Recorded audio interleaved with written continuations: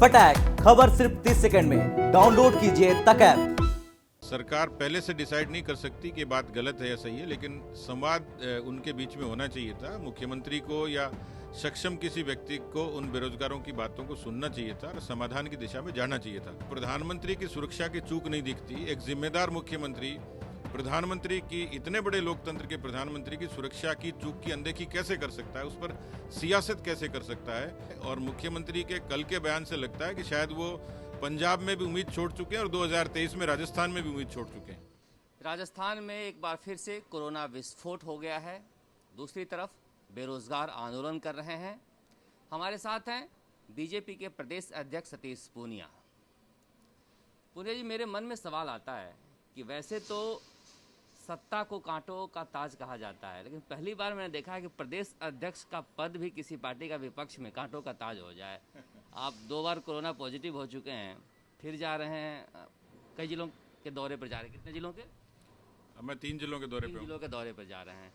ये बहुत मुश्किल पद हो गया आपके लिए। देखिए, राजनीति का काम चुनौतियों का, संघर्ष का है ही, और खास तौर पर इस बार जो परिस्थिति बनी थी उसमें तो कोरोना की महामारी के साथ साथ विपक्ष के युग धर्म की चुनौती भी साथ थी, सदन में और सदन के बाहर भी। हालांकि कोरोना की मर्यादा थी, लेकिन हमने उसको थोड़ा सा परिष्कृत किया और कम संख्या के अधिकतम आवाज़ हमारी तक कैसे पहुंचाएं, इसकी हमने एक डेडिकेटेड सा प्लान बनाया। कोशिश की थी कि ये विपक्ष के नाते कुछ मुद्दों को लगातार हम लोग हैमर करें, और उसमें सफल भी हुए। कम से कम मेरे संज्ञान में 13 ऐसे मामले हैं जब के सरकार को, सत्ता को, मुख्यमंत्री को इन्हीं मसलों पर, लोकहित के मुद्दों पर यू टर्न करना पड़ा। राजस्थान में जिस तरह से कल बेरोजगारों को मारा गया है, पीटा गया है, बसों के अंदर कह रहे हैं पीटा गया है, आप लोगों को लगता है कि बीजेपी को बेरोजगारों के साथ खड़ा होना चाहिए, सड़क पर दिखना चाहिए खड़े हुए? देखिए, अभी इन्हीं समस्याओं को लेकर एक जन आक्रोश रैली का आगाज किया था, जिसमें सब बेरोजगारों को भी हमने आमंत्रित किया था कि आप हमारे फोरम पे अपनी बात को कहें। हम भी कहेंगे, और सदन में भी और सदन के बाहर हमारे नेताओं ने, जिसमें बहुत सारे हमारे स्थानीय नेता शामिल थे, उन्होंने जिलों में जो जन आक्रोश रैली हुई वो 3 ही मुद्दों पर थी, खासतौर पर किसान कर्जा माफ़ी, बेरोजगारी और अपराध। इस पर भी हमने एक बड़ी तैयारी अभी की थी, लेकिन क्योंकि कोरोना की फिर से प्रोटोकॉल की मर्यादा आ गई तो हो सकता है उसको डेफर करना पड़े। लेकिन हम उनके साथ खड़े हैं, और जहाँ जहाँ जब भी अवसर लगा था हमने उनकी प्रत्यक्ष या अप्रत्यक्ष रूप से मदद की है। कल आपने दृश्य देखा था किस तरह से पीटते हुए, कूटते हुए बसों में भर कर ले जा रहे हैं, वो भी तब जब वो कहे थे कि हम मुख्यमंत्री से मिलेंगे। देखिए, मैं ये मानता हूँ कि लोकतांत्रिक तरीके से बात करने का सबको हक है। सरकार पहले से डिसाइड नहीं कर सकती कि बात गलत है या सही है, लेकिन संवाद उनके बीच में होना चाहिए था। मुख्यमंत्री को या सक्षम किसी व्यक्ति को उन बेरोजगारों की बातों को सुनना चाहिए था और समाधान की दिशा में जाना चाहिए था। लेकिन ये संवाद का कौन सा तरीका है कि वो शांतिपूर्ण अपना धरना लगा रहे थे। कोरोना के लिए कांग्रेस की जब रैली होती है तब तो कोरोना का प्रोटोकॉल लागू नहीं होता है, कांग्रेस का कोई नेता मूवमेंट करता है तब नहीं होता है।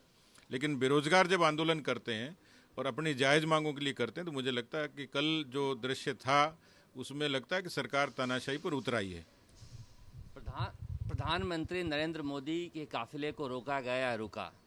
मुख्यमंत्री अशोक गहलोत कल बीमार होने के बावजूद प्रेस कॉन्फ्रेंस करने आए। उन्होंने कहा एक दलित को बर्दाश्त नहीं कर पा रही है बीजेपी, दलित मुख्यमंत्री को बदनाम करने की साजिश की जा रही है। देखिए, इस आरोप में तो कतई दम नहीं है। शायद भूल गए कि एक दलित वंचित परिवार के मुखिया इस समय देश के राष्ट्रपति हैं, और इसके अलावा बहुत सारे ऐसे उदाहरण हैं कि जब कांग्रेस ने बिल्कुल अनदेखी की होगी, लेकिन भारतीय जनता पार्टी ने जब जब समय आया है हर तबके का सम्मान किया है। रही बात, मुख्यमंत्री को प्रधानमंत्री की सुरक्षा की चूक नहीं दिखती। एक जिम्मेदार मुख्यमंत्री प्रधानमंत्री की, इतने बड़े लोकतंत्र के प्रधानमंत्री की सुरक्षा की चूक की अनदेखी कैसे कर सकता है, उस पर सियासत कैसे कर सकता है।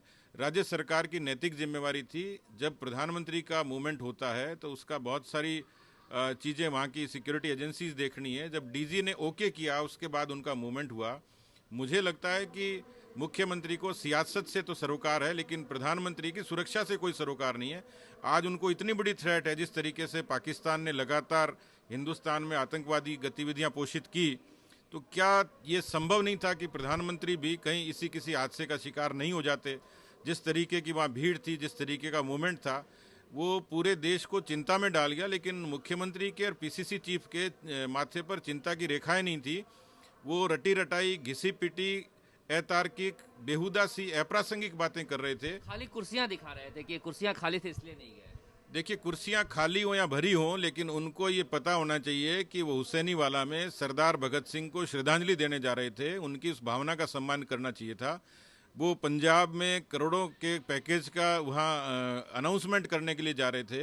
ये उनके कांग्रेस के पेट में तकलीफ ये है कि प्रधानमंत्री जी का पंजाब में उनका दौरा क्यों हुआ, और उस दौरे से निश्चित रूप से पंजाब की राजनीति में बदलाव आया है। और मुख्यमंत्री के कल के बयान से लगता है कि शायद वो पंजाब में भी उम्मीद छोड़ चुके हैं और 2023 में राजस्थान में भी उम्मीद छोड़ चुके हैं। एक बीजेपी से जुड़ा हुआ सवाल, एक खेमा बीजेपी में है जो बार बार कहता है कि सतीश पूनिया बदले जाएंगे, सतीश पूनिया बदले जाएंगे। ये बात आप तक पहुंचती है क्या? नहीं, देखिए, हमारे यहाँ तो पार्टी का आलाकमान और संगठन तय करता है कब किस व्यक्ति को क्या भूमिका दी जानी है। और मुझे केंद्रीय आलाकमान ने मुझे ये जिम्मेवारी दी है। पिछले 2 वर्षों में कोरोना के सेवा और इस संगठन के संकल्प से लेकर और संगठन की दुरुस्ती के लिए जो मैं कर सकता था मैंने किया है। कौन कब बदला जाएगा इससे मुझे ताल्लुक नहीं है। मैं किसी भी भूमिका में पार्टी के लिए काम करने के लिए तैयार हूँ, लेकिन अभी मेरी नैतिक जिम्मेवारी है कि अध्यक्ष के नाते मैं जितना कर पाऊँ उतना पार्टी के लिए यथेष्ट होगा। एक प्रदेश अध्यक्ष का पद होता है, व्यक्ति नहीं होता है। बीजेपी के ज़्यादातर जो नेता हैं, बड़े नेता हैं, चाहे वसुंधरा राजे हों या दुष्यंत सिंह हो या बड़े और भी कई विधायक हैं, कालीचरण सराफ हों, अशोक परनामी हों, ये व्यक्ति से समस्या है। इनको देखा जाता है ये पार्टी से अलग होकर काम करते हैं, पार्टी से अलग होकर चलते हैं। देखिए, पद की अपनी एक गरिमा होती है, एक सम्मान होता है। आज राष्ट्रीय अध्यक्ष जेपी नड्डा जी हैं, तो उनकी भूमिका से, उनके सम्मान से कोई इनकार नहीं कर सकता। उसी तरीके से हमारे यहाँ तो बूथ का अध्यक्ष, मंडल का अध्यक्ष, जिले का अध्यक्ष, प्रदेश का अध्यक्ष, उनको सब अनुसरण करते हैं। और ये व्यक्ति को अपने हिसाब से तय करना किसको मानता है कि नहीं मानता। लेकिन आज ये सत्य है कि मैं पार्टी का अध्यक्ष हूँ और एक विश्व के सबसे बड़े राजनीतिक संगठन के सबसे बड़े प्रदेश की जिम्मेवारी मेरे पास है।